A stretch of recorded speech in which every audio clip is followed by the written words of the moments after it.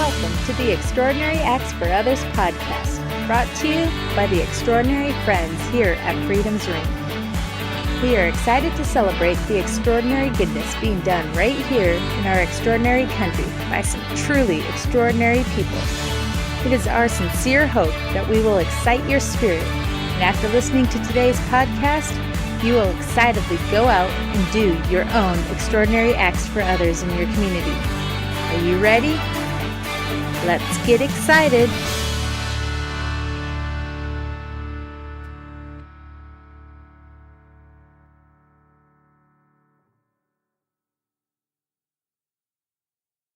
Hello, everyone, and thank you so much for coming back for another episode of the Extraordinary Acts for Others podcast made by Freedom's Ring.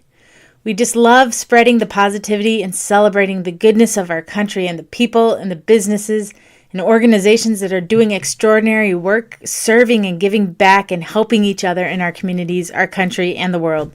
We here at Freedom's Ring strongly believe that every extraordinary acts for others creates an even more extraordinary America, and that service to our countrymen and women is what patriotism in action is all about, and that it's definitely worth celebrating when we see it. So we go out looking for stories, looking for people, looking for businesses and organizations who are serving and giving back and making them our extraordinary guests. We are back here for our bonus episode with Krista Simpson Anderson, who is a Gold Star spouse and Blue Star spouse, who is the co-founder of the Unquiet Professional, which is a nonprofit created in the memory of Staff Sergeant Michael Simpson, a Green Beret who died in 2013 from an IED attack. It's her story of service, which is really extraordinary. And we were fortunate enough to have a good long conversation that we had it in 2 parts. So this is why we have a bonus episode this week. But before we get to the rest of our conversation, which was very open and honest, and if you haven't heard part 1, please go back and listen to last week's first part with Krista. Here are the 30 things to know about Freedom's Ring, and we're focusing on what's coming up this summer. So, as we've mentioned before, our Hard Work of Freedom Tour is starting on May 10th, which is Military Spouse Day. Our very first event is really extraordinary for us. It's in New York City, volunteering with the 9/11 Memorial and Museum. Most of us know exactly where we were that day when we were attacked, and we remember the unity that followed and the service that followed. And 9/11 influenced so many of our spouses' decisions and many of our listeners' decisions to join the military and to serve others, and that this service project is really a unique way for us to connect more deeply with each other and the experiences that we had to those response, the deployments that have happened, the different aspects of military life that has happened in response to 9/11. So that's a really good marquee event that we have going on. Other locations that we will be serving throughout our Hard Work of Freedom Tour, which is May 10th through the 4th of July. We're going to be in West Point, New York, Dayton, Ohio, Columbus, Ohio, Tucson, Arizona, Glendale, Arizona, Yuma, Arizona, Los Angeles, California, San Diego, California, Washington, D.C., Fredericksburg, Virginia, Virginia Beach, Virginia, Arlington, Virginia, and more. So you can always go to freedomsringusa.org/Hard Work of Freedom Tour to see all of our events and to sign up for it. The third thing to know is there is a virtual opportunity.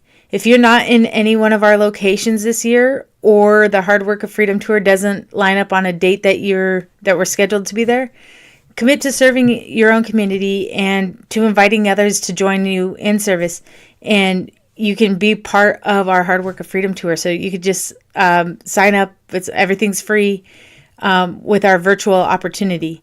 If you have any questions, you could always email hardworkoffreedomtour@freedomsringusa.org for details or to organize an event near you. So with that, we always invite you to join our community dedicated to service. Membership is always free at freedomsringusa.org. And now here's the rest of our conversation with Krista Simpson Anderson. So one of the things that I really love about the programs that you guys are doing at the Unquiet Professional is it really seems to focus on the ordinary life. you're not there to shock and awe and to do one big extravagant program. It's the more everyday things like the children's museum that you mentioned, or these trips about going fishing and taking time to be normal and to do normal things and to get that normalcy back in your life. And I just think about that impact that you guys are having and how deep it is. And especially because a lot of it has to be stuff that you would never even know, that it's the impact of the everyday life that is really so meaningful and extraordinary. I think too, as surviving families and as families who suffer, with wounds of their service members, again, visible or not visible, as military families, we sometimes feel very alone, in our circumstances and in our life. And it's being intentional about getting out there, and if all it takes is somebody that says, we want to honor you by providing you a children's museum membership. And every time they walk through those doors, they think about how we care about them enough to do that. Great. Maybe they don't feel as alone.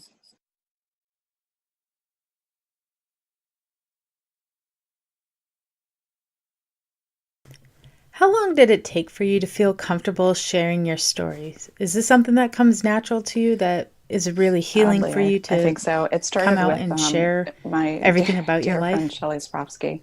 She's doesn't have a military background. Our kids went to preschool together. When Mike was injured, we were supposed to go to a school auction together, and so her husband took one for the team and went for all of us.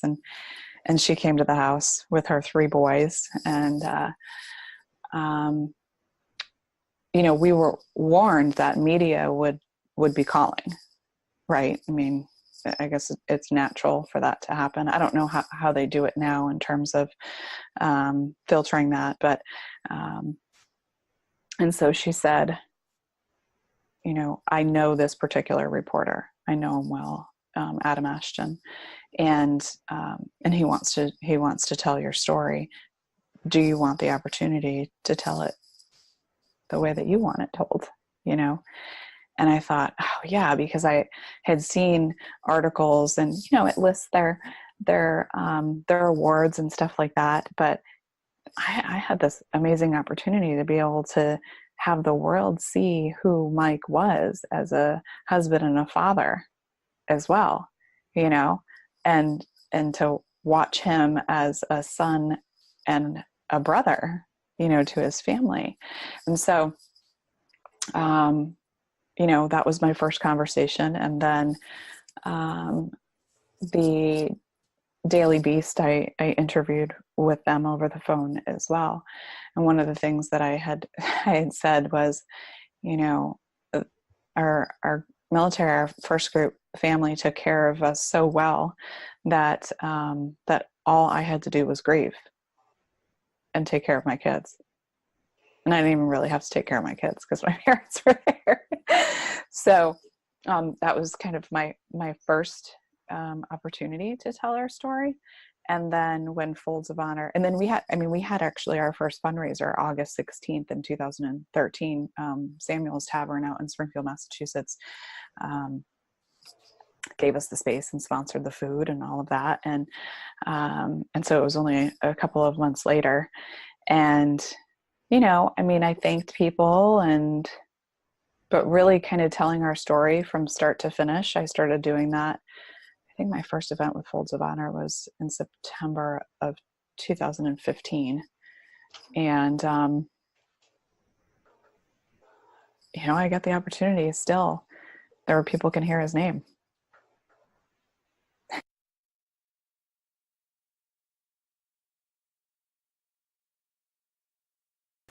I'm grateful that you're willing to share it with us, because I think it is very important that we not only know what our troops are doing, but to get to know the people individually. I think I remember the first biography that I read of a fallen soldier and thinking like I would never have known any of these details just watching the news and hearing so and so was killed, and you get the snippets but not the biography and to know more about it. So on our end it's really great that you do share that story. I guess you probably get this question often, but with Memorial Day coming up, what is your advice for Have a the country barbecue and and a how to couple of celebrate it beers and how to and enjoy recognize yourself. Memorial Day? And for a moment, we have Humans on the Homefront does actually a virtual memorial mile for us, where you can sign up and they send um, the story of a service member. And so it's a fundraiser for us, of course.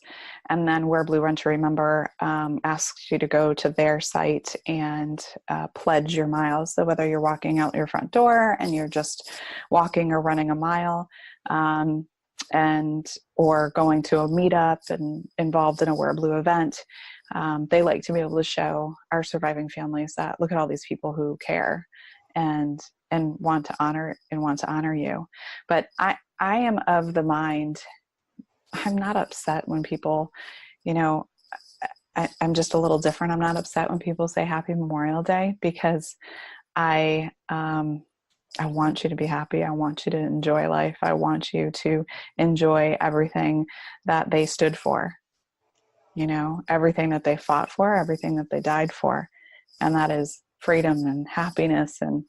And so it's my, at the risk of sounding terrible, I'm going to tell you that it's my favorite holiday of the year, because every single day we think about Mike and honor Mike, but our whole entire nation thanks and honors him and all of our fallen on Memorial Day.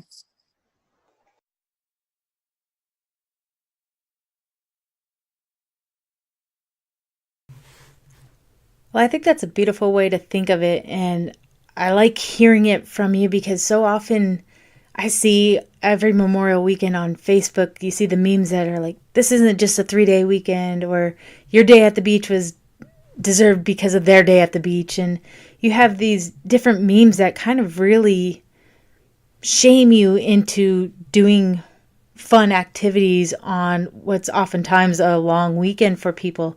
And I mean, even I think about it with our family as being a military family, it is a long weekend for us. Like, it's one of the few weekends that you do get the 96s and get time off, and where it is celebrated much like I would imagine any other family celebrating Memorial Weekend of having the barbecues and going to the beaches.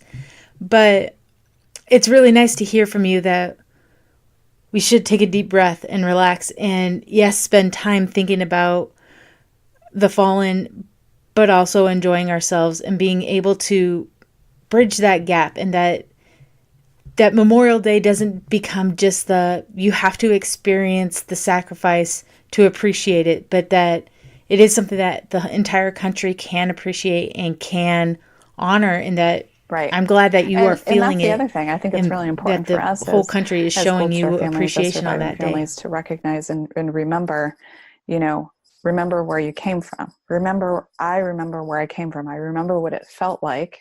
I remember I I had no idea what a Gold Star family was until I became one.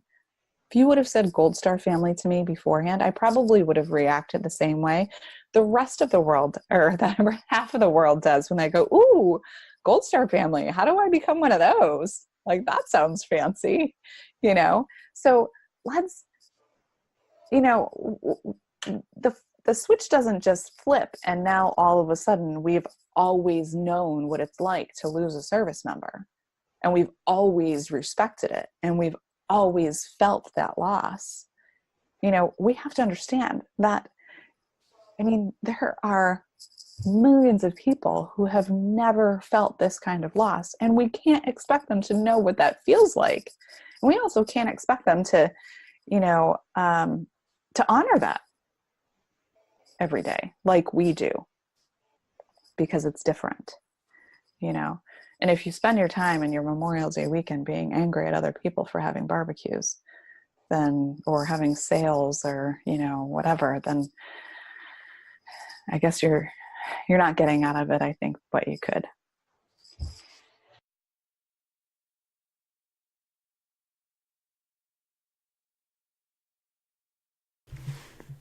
Well, it's very refreshing to hear that, because I think so often we have this culture, and especially online, I keep going back to social media, but that it likes to yell at you for not doing things the way that you would do it. And so all of a sudden you have a weekend like Memorial Weekend where they say, no, this isn't a joyous occasion. Like, I can't believe you're smiling, having a good time. And they like press it. And you're saying, well, again, it cannot only be the people who experience it that celebrate it, celebrate the day or know the meaning of it, that this is a day for the country to come together and to, as one, share it. And I think that we do it oftentimes with deployments and like Red Fridays of remember everyone deployed, but that if it's not your spouse there, that you're forgetting about it, or you don't know what it's like, or you get that judgmental side of it. And I mean, from experience, I haven't experienced a deployment, but I feel like I should still be able to think about those who are deployed. That it doesn't just have to be firsthand experience, but that you We could still be forget from thoughtful deployment to about deployment. I issues do, at that don't least. Do you know what I mean? directly I mean, affect I you at that forget moment. the stress that you're under. I forget that you know, what's actually happening in your family. You know, I put my husband on a plane, and you know what happens? The kids get sick, right? People die in our family. Like, I mean, the world seems to come crashing down around us, and then you're like, oh, everything's good, everything's fine. But we call that military law instead of Murphy's Law. But, you know, I mean, why do you think we have more kids? Because we forgot what it felt like to deliver the last one. We would not keep having children if we remembered that pain.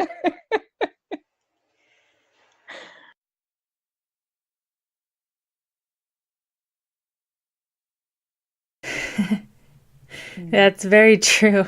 I would What would like you to like be to see able with the to, Unquiet Professional? Where would from you like an to see it admin go? perspective, I'd like to hire one person to run all the the files and the paperwork and all of that, so I could really concentrate on the feel good stuff.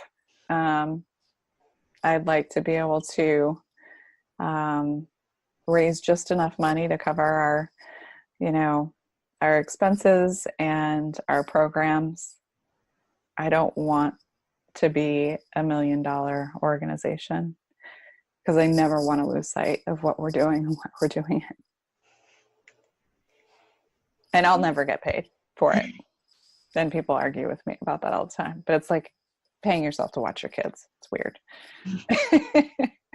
I mean, I don't think it's a bad thing. It's just I think because of why I created it, I know, and selfishly, I don't want to get paid to do the books. I don't want to do any of that stuff. I'd rather pay somebody else to do it, and I'll just enjoy doing what I do best, you know?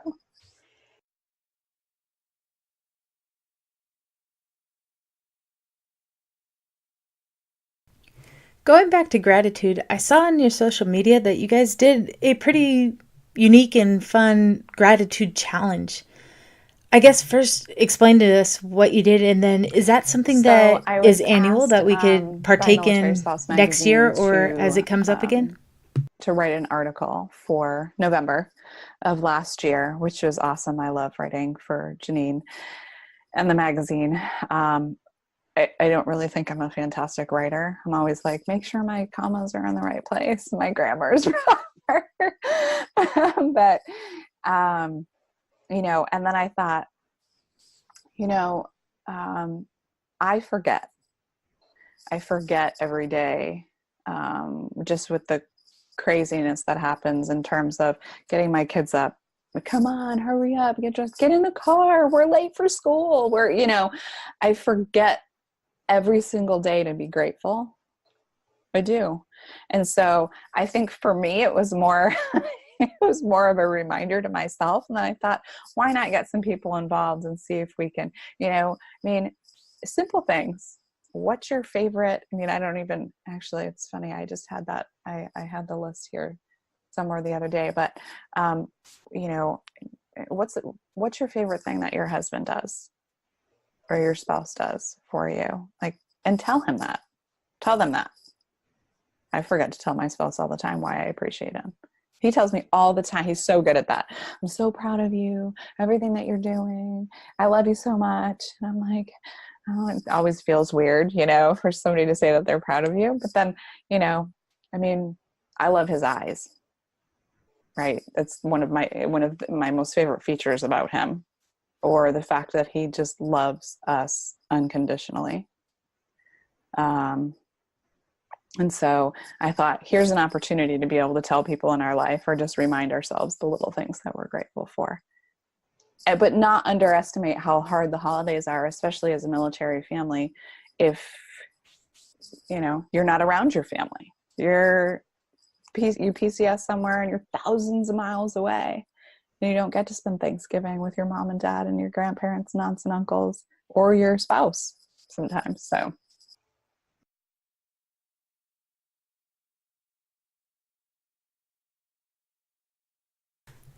I remember the first time that I ever made a gratitude list, and it was right after we PCS to New York. So I was born and raised in Arizona. Then 10 days after our second child was born, we PCS to Long Island, New York, where my husband had recruiting duties. And it was a tough transition for me, where I was teaching before in Arizona. Now I'm staying at home. And I definitely felt that loss of purpose, loss of community. It's my first winter. Now I'm really cold and miserable during this. And I remember going to or reading about gratitude and saying, hey, if you keep looking for the good, you'll get more good. And I kept making the list of things that I was thankful for.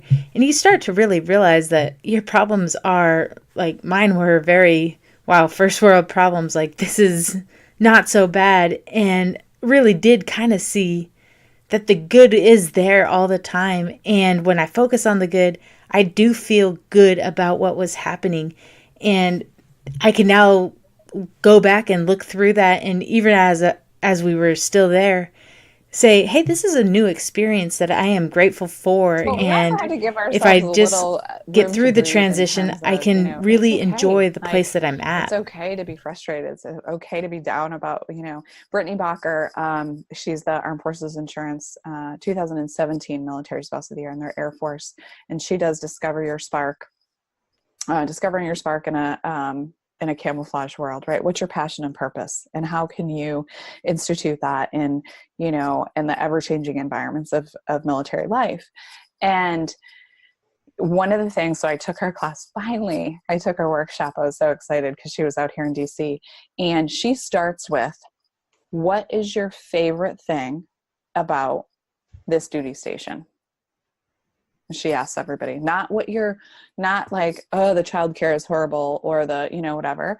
It's about, what's your favorite thing? And I'm like, oh, our neighbors. It's my favorite thing about being here, or being 10 miles away from the White House, whatever that is. And she's like, I did that on purpose because I want you to try and focus. And I think that too, as military spouses, if we can try and refocus, not underestimate how hard this life is, but if we try and refocus and stop feeling like victims of our spouse's career, we move all the time. I mean, look at Lauren Hope. They're out at Leavenworth.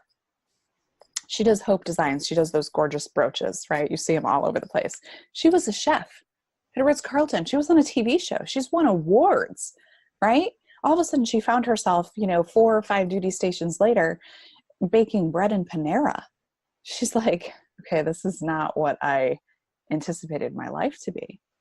And then she said, okay, well, what do I like to do? She really loves like sweetheart jewelry from the world wars. And so she started a business making jewelry, making brooches, making earrings, and she can she has grown that business, and she can take it from duty station to duty station because she literally does it from home. it's just kind of finding, and it's not always as easy as that. I know, but let's never underestimate, when the Secretary of the Army and General Milley and CSM Daly said, or SMA Daly, excuse me, said, you know, the troop readiness starts with family readiness. Well, let's realize that family readiness starts with us, because at the end of the day, we're running our household usually because our spouses are working or gone or whatever. And a lot of times it can be a joint effort. But if we're complaining all the time about where we're living, does that make them happy? They're feeling pretty bad and guilty. Right. What does that do for our marriages? What does that do for our kids' attitude, So, and again, I fail every single day, but I wake up and I try to remind myself, you know what I mean, of the gratitude.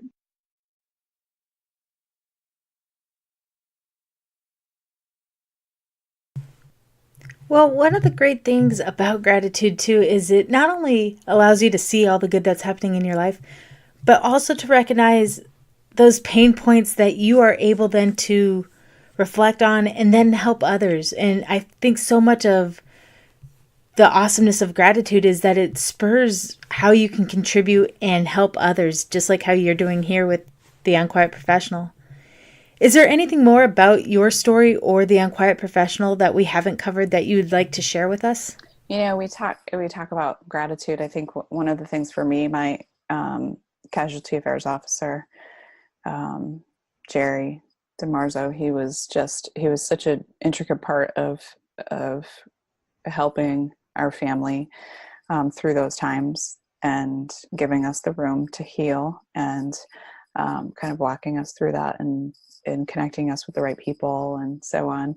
And he was a big part, I think, of our reasoning on creating an organization. I look around and I work with Army Emergency Relief now. I'm their military spouse ambassador. And it's really about, giving our spouses a toolbox to thrive. And what you don't know, you don't know. So there's a lot of spouses out there that are just like, this life is terrible.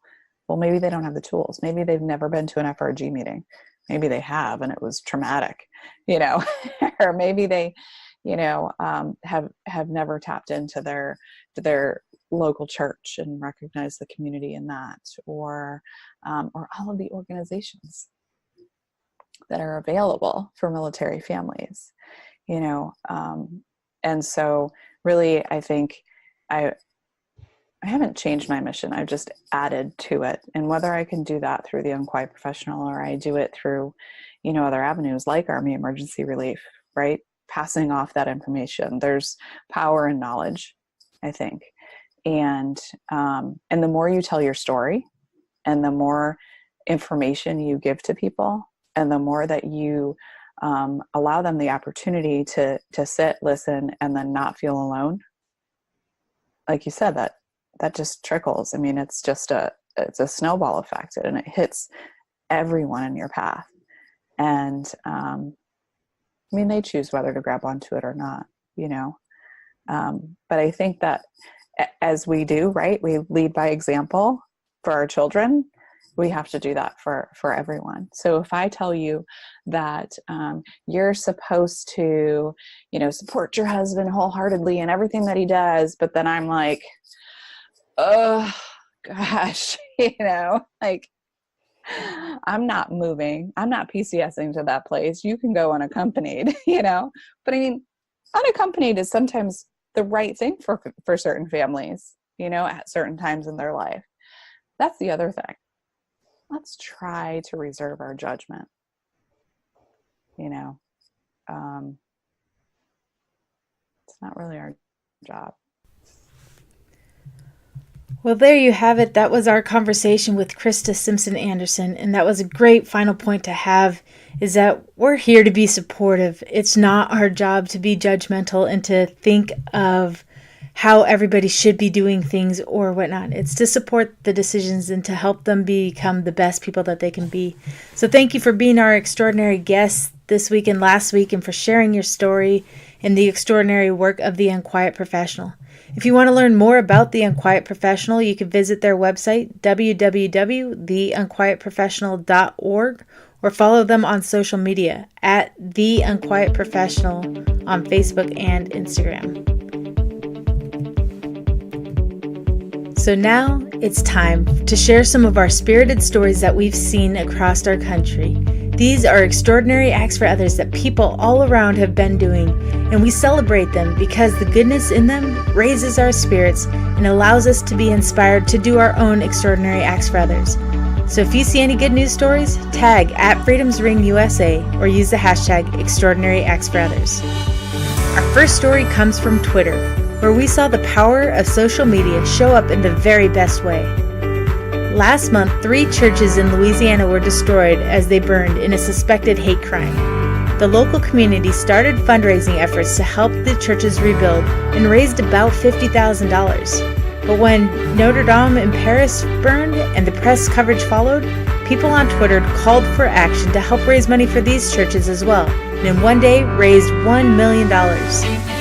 Next, we go to New York City, where Eric Tedemeyer is one of New York's newest firefighters.